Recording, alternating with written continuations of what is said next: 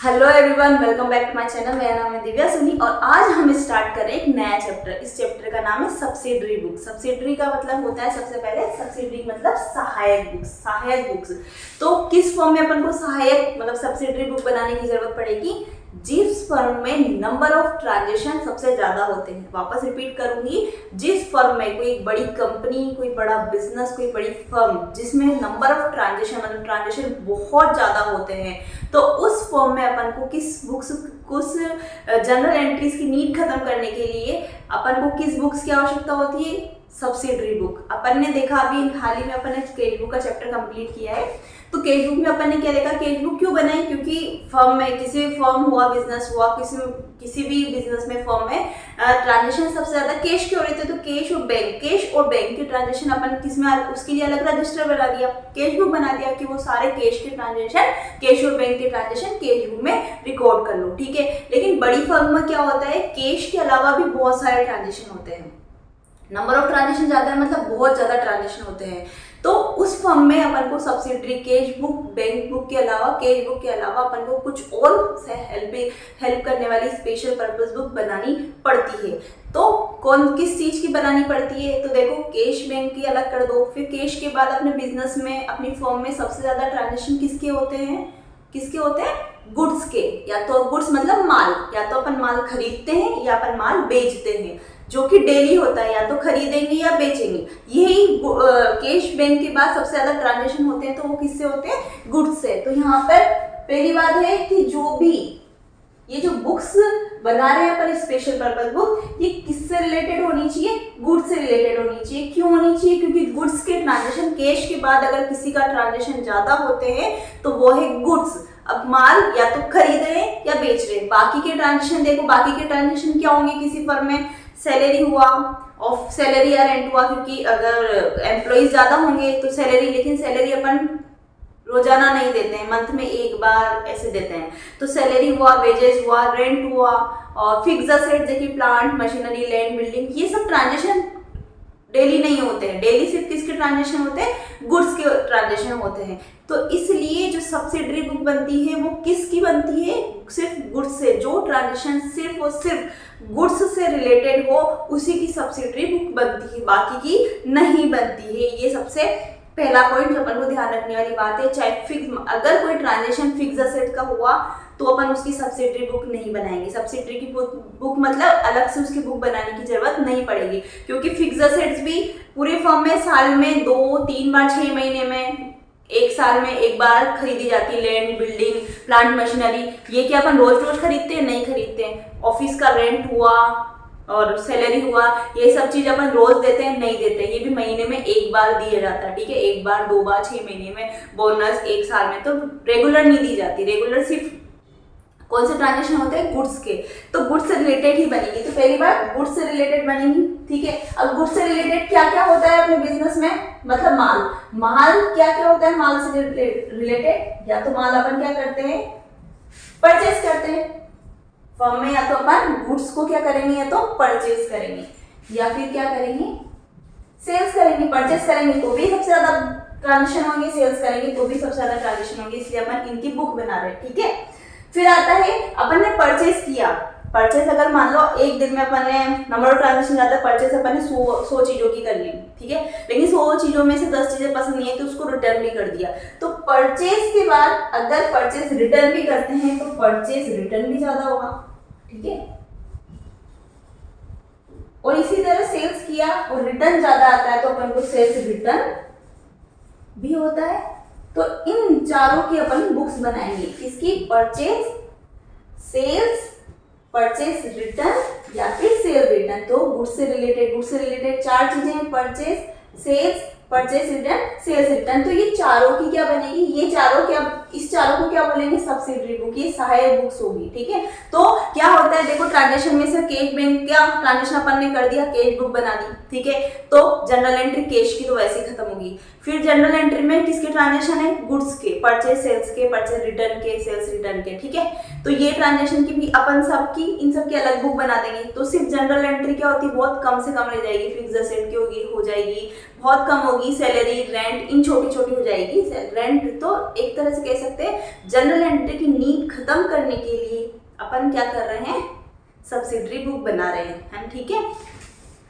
तो पहला पॉइंट हो गया कि सब्सिडरी बुक्स किससे रिलेटेड होनी चाहिए, तभी बनेगी जब वो चीज, वो ट्रांजेक्शन किससे रिलेटेड हो, गुड्स से रिलेटेड, ठीक है। फिर दूसरी चीज है कि गुड्स जो है वो किस में होना चाहिए, कैश में नहीं होना चाहिए। मतलब माल खरीद रहे हैं या माल बेचे तो वो चीज कैश में नहीं होनी चाहिए। क्यों? क्योंकि अगर कैश में होगी तो जैसे माल खरीदा अपन ने कैश में, ठीक है, तो उसकी एंट्री हो जाएगी purchase account debit to cash. अब जहां कैश या बैंक का नाम आ जाता है, उसी तरह के माल बेचेंगे और पेमेंट चेक से मिला तो बैंक टू सेल हो गया, ठीक है। इसी तरह का कोई भी माल खरीदा बेचा कैश या बैंक में, उसका पेमेंट हुआ या रिसीव हुआ, तो वो ट्रांजेक्शन इसमें सब्सिडरी बुक में रिकॉर्ड नहीं होगा। क्यों नहीं होगा? क्योंकि कैश और बैंक का नाम आते ही वो एंट्री किस में चली जाएगी, कैश बुक में। तो वो चीज, वो ट्रांजेक्शन किस में रिकॉर्ड होगा, कैश या कैश बुक में होगा, ठीक है। तो दो बातें यहाँ पे कि सब्सिडरी बुक सबसे पहले किसकी बनती है, सिर्फ और सिर्फ गुड्स की। वो ट्रांजेक्शन अपने क्वेश्चन में अगर ट्रांजेक्शन सिर्फ और सिर्फ गुड्स से रिलेटेड हो तो ये अपन उसको सब्सिडरी बुक में अपन उसकी क्या करेंगे, पोस्टिंग करेंगे। दूसरा जो गुड्स होना चाहिए वो क्या होना चाहिए, उधार, क्रेडिट होना चाहिए, ठीक है। तीसरी वो फिक्स एसेट वगैरह कुछ नहीं होनी चाहिए। फिक्स एसेट्स आए ट्रांजेक्शन में, रेंट, सैलरी कुछ भी आए तो उनकी सब्सिडरी बुक नहीं बनती, उसको छोड़ देना है, ठीक है। तो बस दो ही चीजें हैं, ट्रांजेक्शन गुड्स से रिलेटेड हो, दूसरा वो क्रेडिट ट्रांजेक्शन, ठीक है। तो ये सब्सिडरी बुक है। तीसरी बात यहाँ पे कि जो अपन माल खरीदते हैं बेचते हैं तो उस पर जीएसटी भी लगता है, ठीक है। तो जीएसटी लगता है तो परचेज रिटर्न हुआ, तो जो भी बुक्स बनाएंगे अपन में, तो परचेज की बुक बनाएंगे तो उसमें जीएसटी के कॉलम अलग अलग बनते हैं। तो मैं एक बार आपको फॉर्मेट बना देती हूँ, उसके बाद आपको उसमें अपन समझेंगे। तो ये अपना सब्सिडरी बुक्स का फॉर्मेट हुआ, ठीक है। मैंने अपनी एक बुक का नाम नहीं डाला है, सिर्फ बताया कि सब्सिडरी बुक का ये फॉर्मेट हुआ। सबसे पहले क्या है, date, number of transaction, transaction जिस तारीख को होता है वो डेट लिख देंगे। पर्टिकुलर में कौन सी क्या चीज खरीदी अपन ने, ठीक है, वो वाली वो पर्टिकुलर में लिखेंगे। इनवॉइस नंबर, फिर आता है इनवॉइस नंबर। इनवॉइस नंबर क्या होता है, जब भी अपन माल खरीदते बेचते हैं तो अपन को एक बिल मिलता है, ठीक है। तो बिल पे जो बिल नंबर लिखा होता है वही इनवॉइस नंबर होता है। क्वेश्चन में दिया हो तो लिखना है, नहीं दिया हो तो कॉलम छोड़ना है, लेकिन कॉलम बनाना जरूरी। तो डेट, पर्टिकुलर, इनवॉइस नंबर, ठीक है। इनवॉइस के छोटे छोटे बनाने, इनवॉइस और लेजर फोलियो। लेजर फोलियो अपन को पता ही है। फिर आता है डिटेल, मतलब कौन सी चीज किस भाव से अपन ने खरीदी वो सब डिटेल अपन को यहाँ फिल करनी है। फिर आता है कॉस्ट, डिटेल का टोटल आता है कॉस्ट में। जैसे कि सपोज ये एक बिल है, ठीक है, अपन ने 10 चीजें खरीदी 10-10 रुपए की, तो बिल का टोटल कितना हुआ, 100 रुपए। तो जो ये टोटल हुआ वो कॉस्ट में लिखेंगे, जो बाकी डिटेल है ना, ये 10-10 की दिन है वो डिटेल में लिखेंगे, ठीक है। इसको कॉस्ट या अमाउंट बोल सकते हैं, इसका टोटल या लिखेंगे 100 रुपए का, यहाँ पे टोटल लिखेंगे, ठीक है। फिर आता है, ये तो हुआ यहाँ तक। अगर फिर आता है क्वेश्चन में अगर जीएसटी दिया हो तो जीएसटी के अलग कॉलम बन जाएंगे, नहीं दिया हो तो ये फॉर्मेट सिर्फ यहाँ तक ही है, ठीक है। Date, particular, invoice number, ledger folio, detail और अमाउंट या कॉस्ट। अगर जीएसटी दिया हो तो सी, एस और आई, जीएसटी के तीनों के कॉलम अलग अलग बनाते हैं। जीएसटी तीन तरह के होते हैं, सी, एस और आई, ठीक है। फिर आता है फ्राइट या कार्टेज। अगर क्वेश्चन में दिया है फ्राइट, जो भी माल खरीदते बेचते हैं, मैंने आपको बताया सब्सिडरी बुक किससे रिलेटेड होती है, गुड्स से रिलेटेड ही बनेगी। तो माल खरीदते बेचते अगर कोई भाड़ा लग जाता है, ठीक है, तो ये जो अगर एक्सपेंसेस दिए हों तो अपन को इसका कॉलम बनाना है फ्राइट एंड कार्टेज का, अदरवाइज नहीं बनाना है, ठीक है। फिर आता है टोटल, इन सब का टोटल इस टोटल में लिख देते हैं, ठीक है। अगर ये सब्सिडरी बुक का फॉर्मेट हुआ, इसके ऊपर जिस बुक का नाम लिख देंगे वो वाली बुक वो बन जाएगी। अब मैंने यहाँ नाम लिख दिया परचेज बुक, ठीक है। तो परचेज में लिखना है सिर्फ जीएसटी के ऊपर इनपुट। परचेज मतलब माल खरीद रहे, कैसे ध्यान रखना है, इनपुट आउटपुट में भी कंफ्यूज नहीं होना है। इन मतलब आ रहा है, परचेज खरीदते तब भी चीज आती है, और इनपुट मतलब आ रहा है, तो परचेज जहाँ होगी वहीं एस जीएसटी, जीएसटी के ऊपर क्या लिख देंगे, इनपुट। इसके अपोजिट सेल करेंगे, जा रहा है तो आउट, तो आउटपुट लिखेंगे, तो इसमें कंफ्यूज नहीं होना है, ठीक है। परचेज में इनपुट, जीएसटी लिखेंगे और सेल्स में आउटपुट जीएसटी लिखेंगे, ठीक है। तो ये फॉर्मेट हुआ परचेज बुक का, इसी तरह की सारी बुक्स का ये फॉर्मेट हुआ। अब अपन क्वेश्चन के थ्रू, एग्जाम्पल के थ्रू अपन क्वेश्चन करेंगे तो आपको बहुत अच्छे से समझ में आ जाएगा। तो इलस्ट्रेशन नंबर यहाँ पे है, इलस्ट्रेशन नंबर 10 वाला बता रही हूँ मैं आपको। इसमें मैं आपको बताती हूँ कि एक क्वेश्चन है, record the following transaction of Hari marketing Amritsar का, ठीक है। अमृतसर का एक व्यापारी है जो कि into proper subsidiary books, close the subsidiary book on 31 January and post them into ledger account. मतलब ये बोल रहा है क्वेश्चन कि एक हरी मार्केटिंग वाले का ट्रांजेक्शन है, ट्रांजेक्शन रिकॉर्ड है ये, जो कि कहाँ का है, अमृतसर का है, ठीक है, जो सब्सिडरी बुक बनाना चाह रहा है। तो इसके ट्रांजेक्शन किस किस से है, ठीक है। तो सबसे पहले यहाँ पे देखना है ट्रांजेक्शन अपन पढ़ेंगे कि ट्रांजेक्शन जो है वो किससे रिलेटेड है, गुड्स से रिलेटेड है, फिक्स्ड एसेट्स तो नहीं है, ठीक है। तो ये चीज अपन को पढ़नी है। अगर पहली लाइन में पहले ट्रांजेक्शन में समझ में नहीं आया तो दूसरा ट्रांजेक्शन पढ़ना है अपन को। तो ये अपन को पहले देख लेना है कि ट्रांजेक्शन गुड्स से रिलेटेड होना चाहिए, सबसे पहली बात, ठीक है। गुड्स का ही माल खरीद रहा बेच रहा हो, ठीक है। तो अमृतसर वाले ने क्या करा, पहला ट्रांजेक्शन क्या है उसका, जनवरी 1 में purchase readymade cloth from Mahindra of Delhi, ठीक है। दिल्ली में आपको जो ये क्वेश्चन है वो क्वेश्चन आपको मैं साइड में दे दूंगी, तो आप साइड में देख लेना। तो purchase readymade cloth from Mahindra of Delhi, वो कह रहा है कि रेडीमेड क्लोथ्स उसने खरीदे हैं, दिल्ली से खरीदे हैं। रेडीमेड क्लोथ्स तो अपन को क्लोथ्स आ गया, तो इसका मतलब है क्लोथ्स फिक्स्ड एसेट्स तो होती नहीं है, ठीक है। तो मतलब सही सीधे सीधे ये ट्रांजेक्शन किससे रिलेटेड है, गुड्स से रिलेटेड है, ठीक है। दूसरा भी अपन पढ़ लेते हैं, सोल्ड रेडीमेड क्लोथ्स, पहले में परचेज किया, दूसरे में सेल किया। तो इसका मतलब समझ में आ गया कि वो किसका व्यापारी है, किसका बिजनेस है, कपड़े का बिजनेस है। तो कपड़े का बिजनेस है तो कपड़ा उसके लिए क्या हो गया, क्लॉथ उसके लिए क्या हो गया, गुड्स हो गया, ना कि फिक्स एसेट, ठीक है। तो यहाँ कंफर्म हो गया कि हाँ भी ये ट्रांजेक्शन के लिए सब्सिडरी बुक बनेगी। तो पहला ट्रांजेक्शन उसने परचेज किया क्लॉथ किससे, महिंद्रा ऑफ दिल्ली से किया, दिल्ली से किया। वो कहाँ का रहने वाला है, अमृतसर का रहने वाला है, और उसने कहाँ किया, दिल्ली से किया। जब स्टेट चेंज होता है तो उस पर कौन सा जीएसटी लगता है, आईजीएसटी। मैं आपको यहाँ पे बता देती हूँ, जब स्टेट चेंज होता है तो आईजीएसटी लगेगा।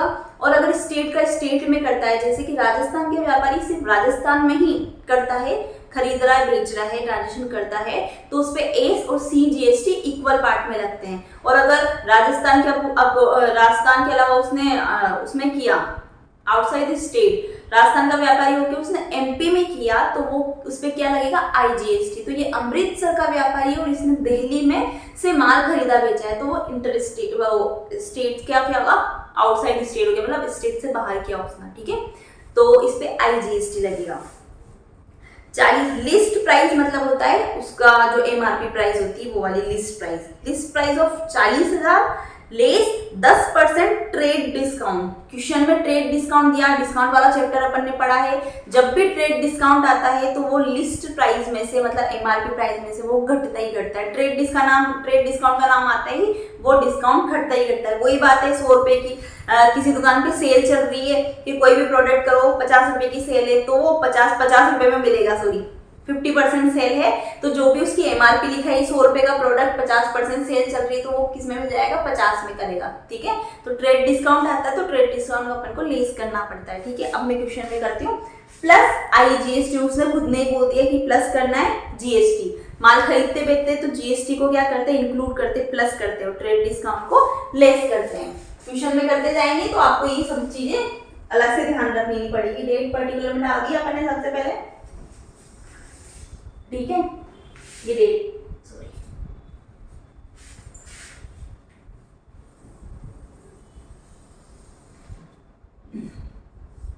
ठीक है। अब सबसे पहले जनवरी 1 का है,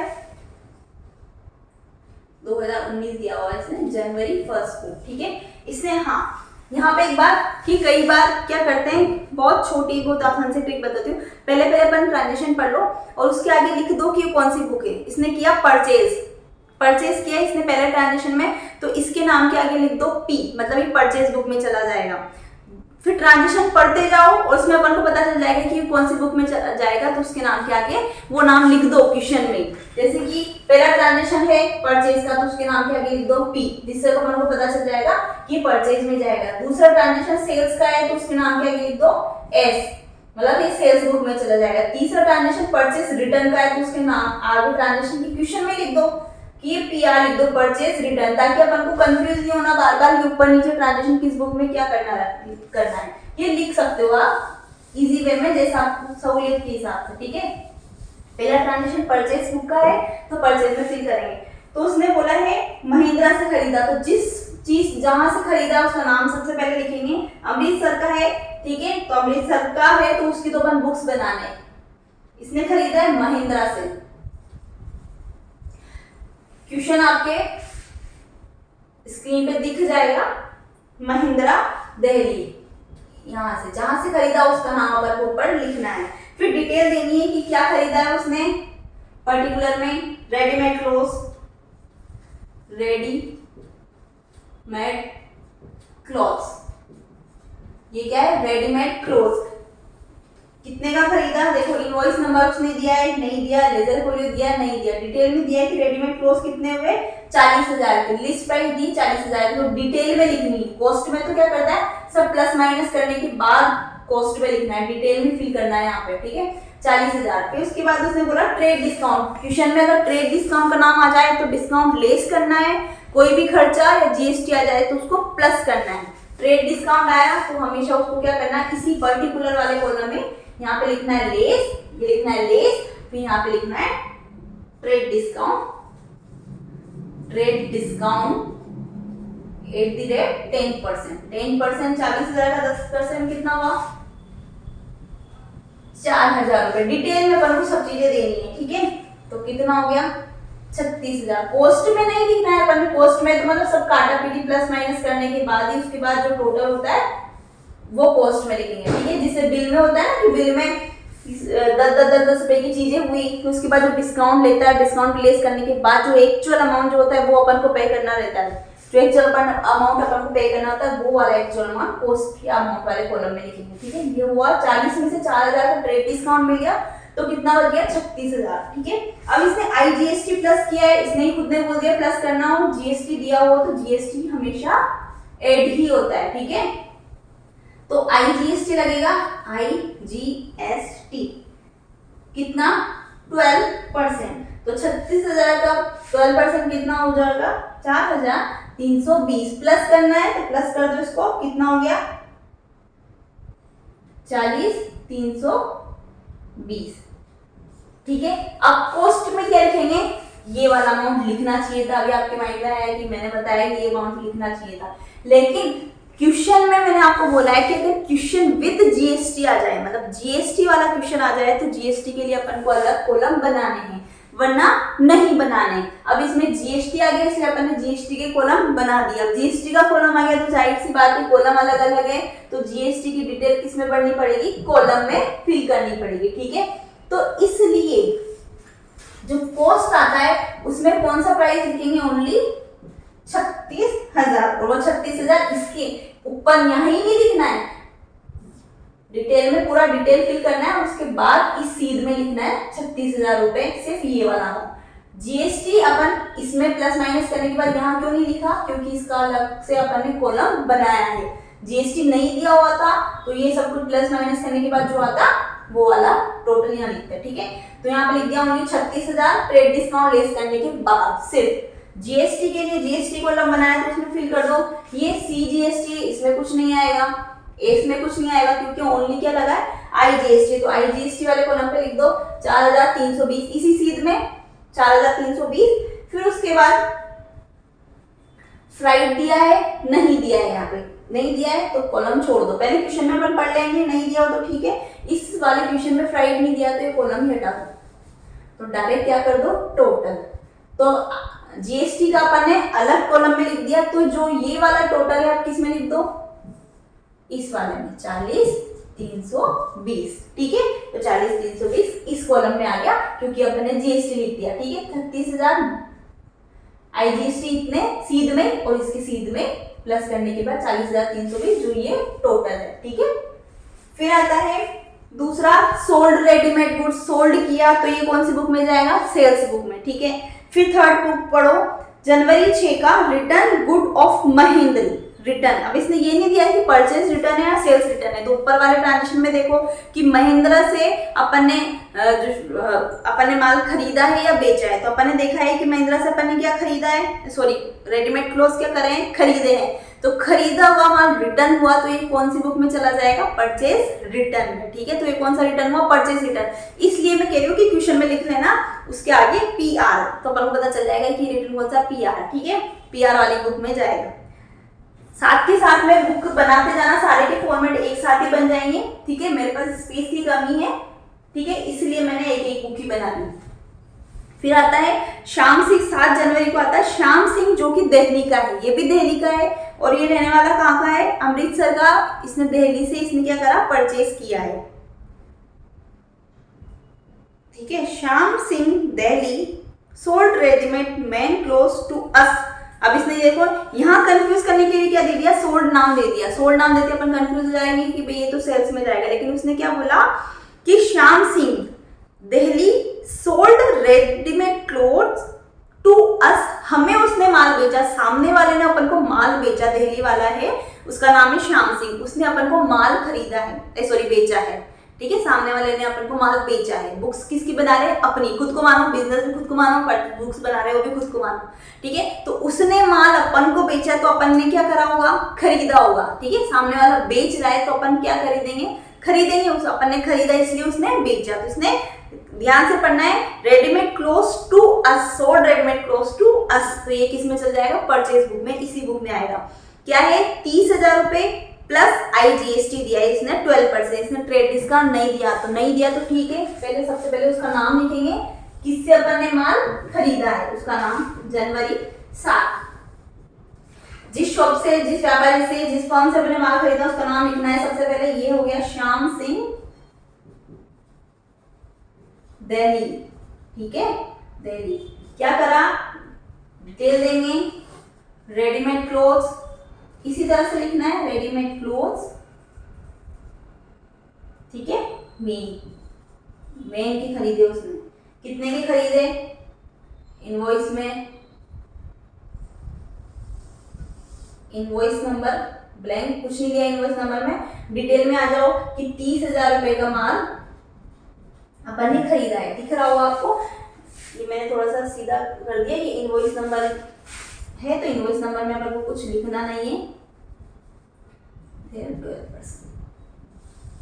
ठीक है, लेजर फोलियो का बेच करना है, 30,000 रुपए का इसने क्या करा, माल खरीदा है।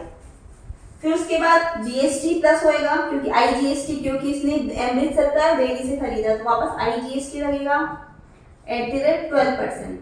ठीक है, तो कितना हो जाएगा 30,000 का 3600। अब अपन को कॉस्ट में कौन सा अमाउंट लिखना है, इसमें ये प्लस करके नहीं, इसमें प्लस करके तो लिख दो यहाँ पे 33,600, लेकिन ये वाला माल, ये वाला अमाउंट नहीं लिखना है, क्योंकि अपन ने क्या करा, GST के कॉलम अलग बनाए, इसलिए GST का क्या करेंगे अपन अलग जगह, इस वाले कॉलम में अपन उसको फिल करेंगे,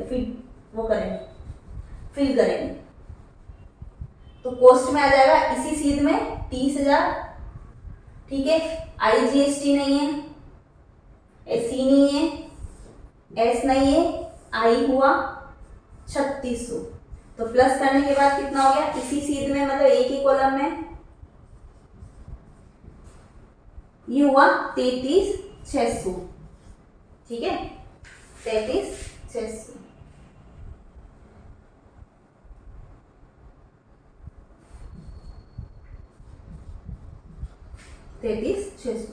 सीध की वजह से मैंने थोड़ा सा लिखा, ये हो गया 33,600। ये टोटल हो, जहां टोटल होता है वहां डबल लाइन फिर दो, डबल लाइन। ठीक है, 33,600, 30,000 कॉस्ट में लिख दिया, C नहीं है, S नहीं है, I है, इसलिए I में I वाला GST लिख दिया, और उसके बाद 30,000 प्लस 3600, 33,600 टोटल वाले कॉलम में लिख दिया। कॉस्ट में ओनली ये वाला लिखेंगे। ठीक है, ट्रेड डिस्काउंट होता तो लेस करने के बाद जो अमाउंट आता वो वाला लिख देते। ठीक है, इसमें सिर्फ I वाला है तो I वाला अपने अलग कर दिया, इसलिए ये वाला अमाउंट सिर्फ 30,000 इसमें आया। इसके अलावा पढ़ेंगे 8 को, sold readymade clothes to Harish, माल sold readymade clothes to Harish Amritsar, 12,000 charge, CGST और SGST, माल इसने बेचा है। ठीक है, अमृतसर का अमृतसर में इसने माल बेच दिया है, तो ये किस में चल जाएगा, सेल्स बुक में, और अमृतसर का अमृतसर जाएगा, इसलिए एस और सी लगेगा, ठीक है। विद इन स्टेट में ही खरीदा है, ठीक है, आउटसाइड नहीं खरीदा।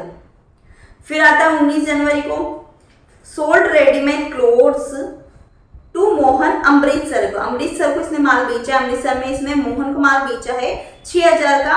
तो अपन को यहाँ पूरी डिटेल पढ़ने की जरूरत नहीं क्योंकि सेल्स बुक में जाएगा।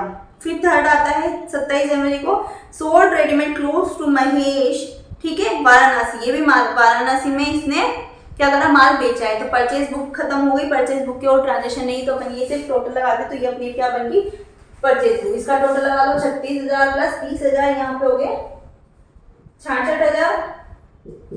ये दोनों कॉलम खाली, इसमें आएगा 7,920 IGST, और अब टोटल इन दोनों का टोटल कितना आ गया, 99 खींच देंगे, ठीक है। तो ये फॉर्मेट हो गया, मतलब ये परचेज बुक हो गई, ठीक है। ये अब यहाँ तक तो आपको समझ में आ गया, दोनों ट्रांजेक्शन आए इसमें, जनवरी 1 और जनवरी 7, जनवरी 1 और जनवरी 7 का ट्रांजेक्शन आया। अमाउंट का टोटल अमाउंट में लगा देंगे, सी और एस नहीं है, ठीक है, क्योंकि अमृतसर का है और उसने दिल्ली से खरीदे दोनों चीजें, ठीक है, तो इसलिए सी और एस नहीं लगेगा, सिर्फ क्या लगेगा, आई। तो आई का पहले का इतने था, पहला दूसरे का इतने था, दोनों का टोटल इतना कर दिया, इन दोनों का टोटल इस साइड कर दिया, तो ये होगी परचेज बुक, ठीक है। इसी तरह से हम बनाएंगे सेल्स बुक। तो मैं इसको रब कर देती हूँ।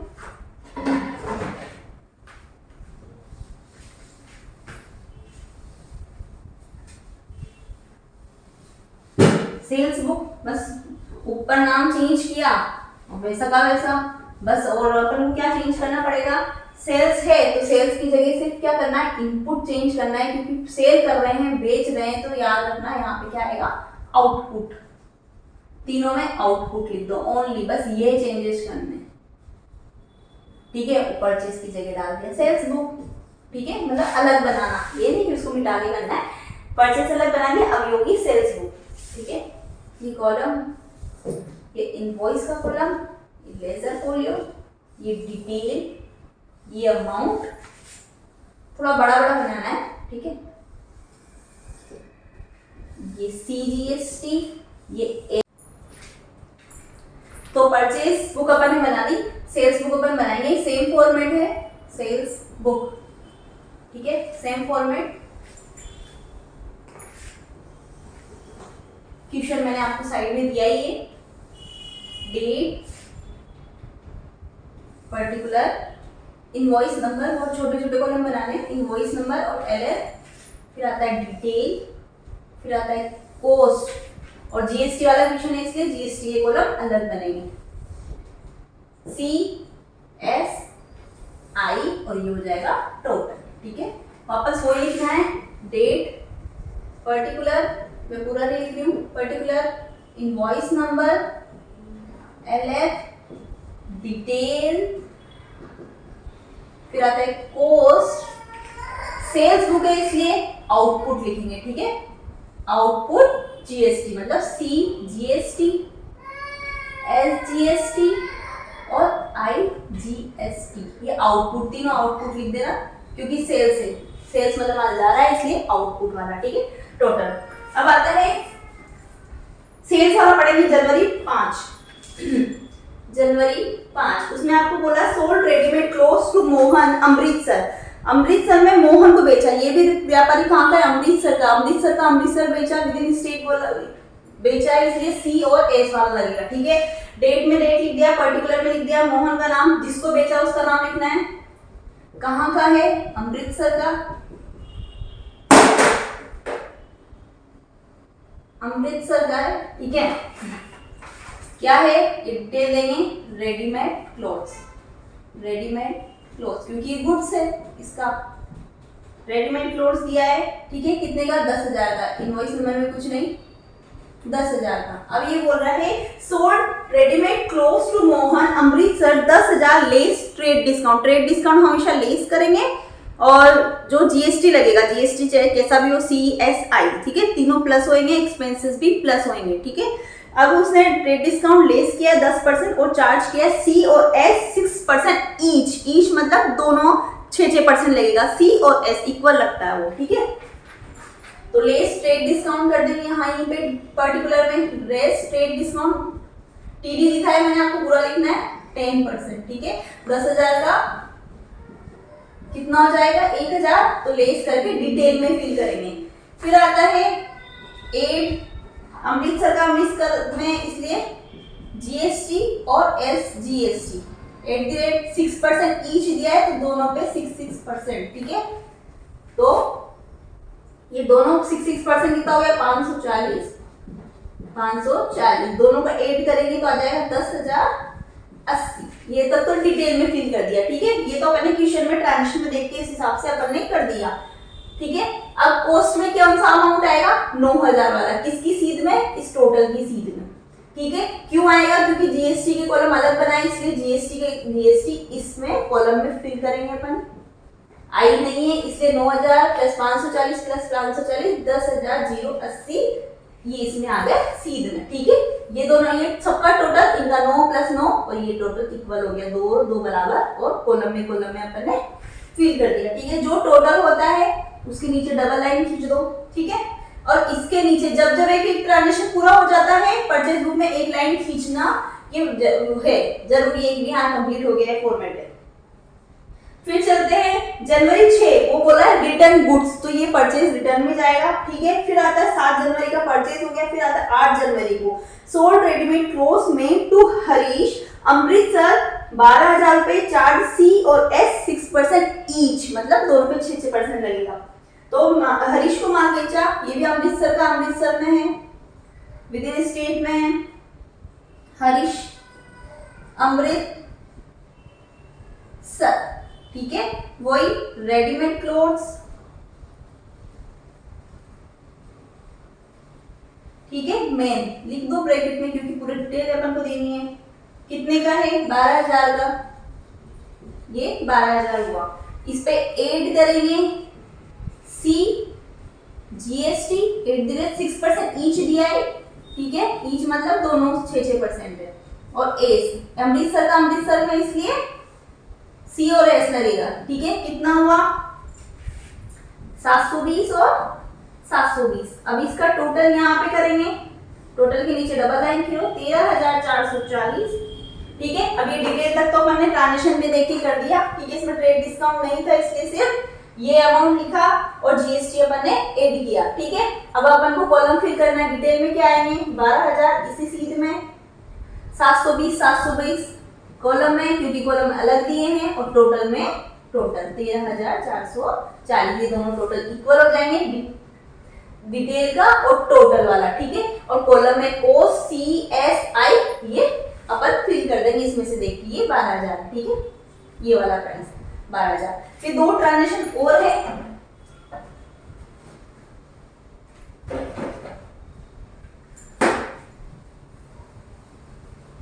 इसके नीचे भी लाइन खींच दो क्योंकि ये ट्रांजेक्शन पूरा हो गया, ठीक है।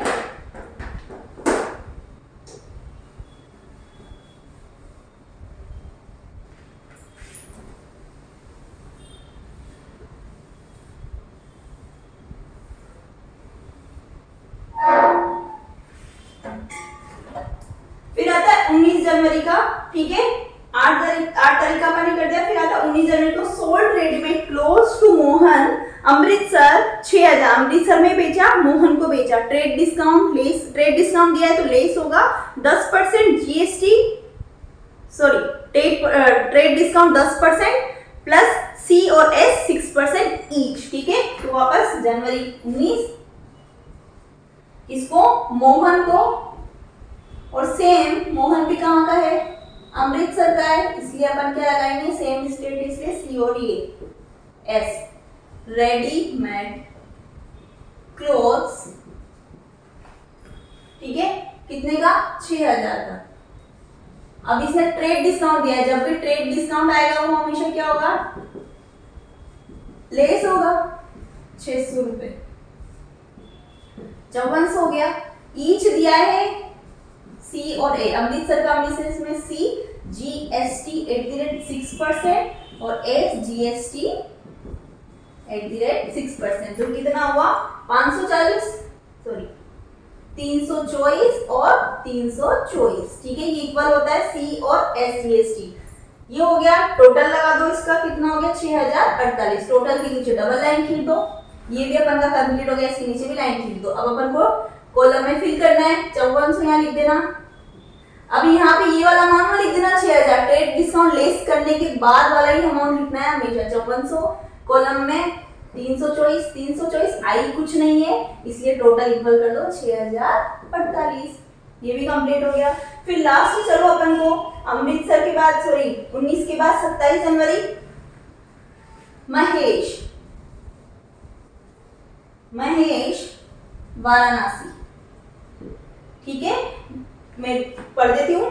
Sold readymade cloth to Mahesh Varanasi, याद रखना ये वाराणसी का, अमृतसर का व्यापारी वाराणसी को बेच रहा है, ठीक है, स्ट्रेट चेंज हो रहा है इसलिए आई लगेगा इसमें। और उसने खुद ने बोल दिया charge I GST 12%, trade discount नहीं दिया है। तो जिसको माल बेचा है जगह का नाम और उसका नाम, वही रेडीमेड क्लोथ्स, ठीक है, कितने का रेडीमेड क्लोथ्स है 8000 का। इस पे ऐड कर देंगे आई जी एस टी 12%, कितना हो गया 960। प्लस करने के बाद टोटल लगा दो, टोटल के नीचे डबल लाइन 8960। डिटेल फिल करेंगे, 8000 पोस्ट में लिखेंगे, सेम सीध में 960 क्योंकि आई वाले में, और टोटल कितना हो जाएगा 8960, ठीक है, ये अपन ने फिल कर दिया। ये अपनी होगी सेल्स वाली बुक। अब बस अपन को कौन सी बुक बनानी है, सेल्स रिटर्न बुक, क्योंकि सेल्स रिटर्न का परचेज रिटर्न का रिटर्न वाली बुक बनानी है। इस ट्रांजेक्शन में रिटर्न का सिर्फ एक ट्रांजेक्शन है 6 नंबर का, जनवरी 6 का, रिटर्न गुड्स टू महेंद्र। तो यहाँ पे कंफ्यूज नहीं होना, ऊपर ट्रांजेक्शन पढ़ो कि महेंद्र को माल बेचा था या महेंद्र से माल खरीदा था। अपन ने 1 तारीख को महेंद्र को से माल खरीदा था, इसलिए जो रिटर्न हुआ ये कौन सा हुआ परचेज रिटर्न। इसलिए कौन सी बुक बनेगी अब सिर्फ ओनली परचेज रिटर्न की। तो अपन सिर्फ परचेज रिटर्न की और बना देंगे। जरा सा चेंजेस क्या करना है, जो जीएसटी वाला है फॉर्मेट होगा वही रहेगा,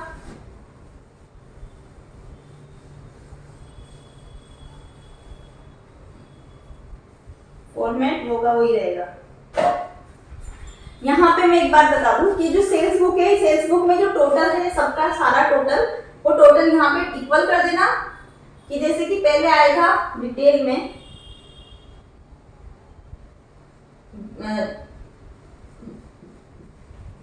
जनवरी 5 को 9000 था, फिर 12000 हुआ, फिर 5400 हुआ, फिर हुआ 8000। तो जो ये टोटल हुआ था, जब पूरे ट्रांजेक्शन अपन ने कर दिए तो उसके बाद जो टोटल लगाते हैं ना नीचे, वो सबका टोटल आपको लगा देना है। तो 34400 इधर का आ जाएगा, पूरा टोटल लगा दो, डबल लाइन, टोटल के नीचे हमेशा डबल लाइन कर देना। तो नीचे कितना आ जाएगा पूरा सीजीएसटी 1584 960, और टोटल क्या हो जाएगा 38528। ये पूरा करा ना, उसके बाद अपन ने ये टोटल मैंने लिखा है, ठीक है, तो ये टोटल अपन को लगा देना है। अब अपन को सिर्फ रिटर्न की बुक बनानी है। रिटर्न का सिर्फ एक ट्रांजेक्शन है, और यहाँ पे सेल्स बुक की जगह लिख दो परचेज रिटर्न, पीआर, मतलब मैंने पीआर लिखा है, आपको परचेज रिटर्न बुक लगाना है। बस क्या चेंजेस करने हैं, यहाँ आउटपुट की जगह क्या करना है, क्योंकि परचेज दिया तो परचेज हुआ मतलब माल आ रहा है, तो इससे क्या रखना इन, आउटपुट की जगह इनपुट, सिर्फ इतना सा चेंज करना है, ठीक है। और दूसरी बात, जब भी अपन माल खरीदते, पहले भी अपन ने पढ़ा था कि अगर माल खरीदते हैं और खरीदते टाइम अपन को कोई डिस्काउंट मिलता है, कोई जीएसटी चार्ज हुआ, तो जब अपन रिटर्न करते हैं तो वही चीजें किस पे भी अप्लाई होती है, जब अपन रिटर्न करते हैं जो भी गुड्स को, ठीक है। देखेंगे पर इसमें भी, इसने सिर्फ ये बोला है कि आपको return goods to Mahendra of the list price of 5000। ऊपर देखो लिस्ट प्राइस 40000 का माल खरीदा था, और उसमें से कितना रिटर्न हुआ, ओनली लिस्ट प्राइस का 5000 रुपए। ये ऑनलाइन लिस्ट प्राइस दिया है, इसका मतलब क्या हुआ कि जो 5000 रुपए है, ऊपर देखो आप purchase readymade cloth for Mahendra, list price 40000, 10% का ट्रेड डिस्काउंट था, और आईजीएसटी 12% अपन ने चार्ज किया था उसने। तो ये सब अपन ने अप्लाई किया था, ट्रेड डिस्काउंट भी लेस किया था, और आईजीएसटी भी जोड़ा था। और जब अपन रिटर्न करेंगे तो ट्रेड डिस्काउंट भी क्या करेंगे, लेस करेंगे, और IGST भी क्या करेंगे, प्लस करेंगे, क्योंकि इसने बोला लिस्ट प्राइस, मतलब ट्रेड डिस्काउंट लेस करके अपन ने रिटर्न नहीं किया है, तो अपन को इसमें बताना है। ठीक है, तो वापस किसको रिटर्न करना है, जिससे खरीदा था महेंद्र को, कहाँ का है, दिल्ली का है। ठीक है, रेडीमेड क्लोथ,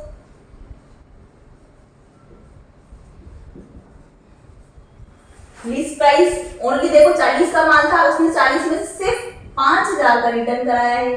लिस्ट प्राइस है मतलब ट्रेड डिस्काउंट लेस होगा, टीडी कितना परसेंट, जितना ऊपर पहले चार्ज किया था और सामने आ रहा है 10%, तो 500 हो गया।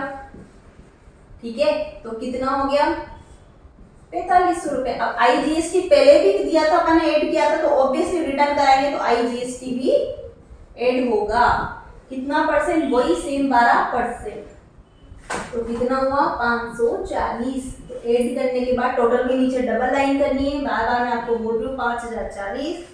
ठीक है, ये अब फिल करना है किसमें से देख के, डिटेल में से देख के। 4500 को सीध में, 540 को इसमें आई वाले में 540, और टोटल के कॉलम में 5040। सिर्फ इतना सा ट्रांजेक्शन है, तो अब अपन को क्या कर देना है, एक जो ग्रैंड टोटल होता है सबसे लास्ट में नीचे, वो वाला अपन को लगाना है। इतना सा ट्रांजेक्शन हो गया। टोटल कौन सा लगाना है, सिर्फ ये वाला डिटेल से नहीं लगाना, कॉस्ट से लगाना है। तो टोटल कॉस्ट कितना हो गया इधर का 4500, इसमें कुछ नहीं है, इसमें कुछ नहीं है, 540, और इधर 5040, तो हो गया ना, देखो 4500 और 540 इक्वल टू टोटल कितना हो गया 5040। तो ये इसी तरह से अगर सेल्स रिटर्न दिया हो तो क्या हो गया, सेल्स रिटर्न की बुक बना देंगे। तो ये अपनी सब्सिडरी बुक होगी।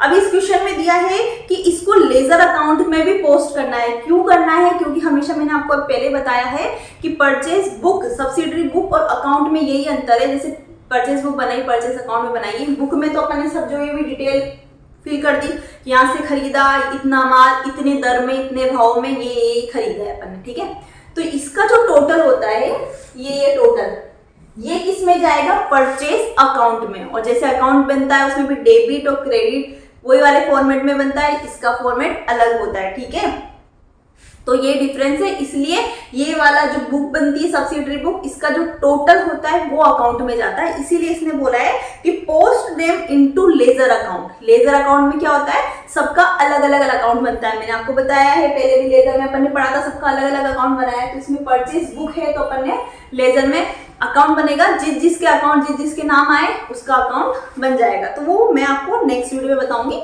तब तक के लिए बाय। और अगर मेरी वीडियो पसंद आई हो तो प्लीज लाइक कीजिएगा, शेयर कीजिएगा और नेक्स्ट वीडियो का वेट कीजिएगा। बाय।